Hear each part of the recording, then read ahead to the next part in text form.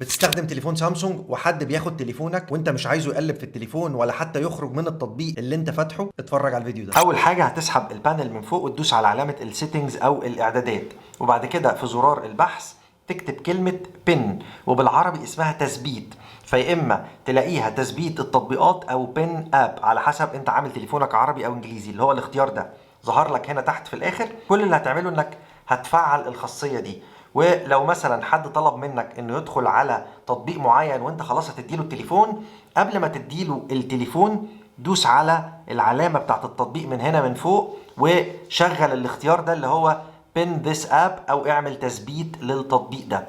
هتعمل تثبيت للتطبيق ده وهنا بيقول لك طريقة الرجوع عاملة ازاي، وخلاص هتشتغل وهو بقى يشوف القناة اللي هو عايز يخش عليها ويتفرج على الفيديوهات اللي هو عايز يتفرج عليها، ولو حاول يخرج بره بأي طريقة مش هيعرف.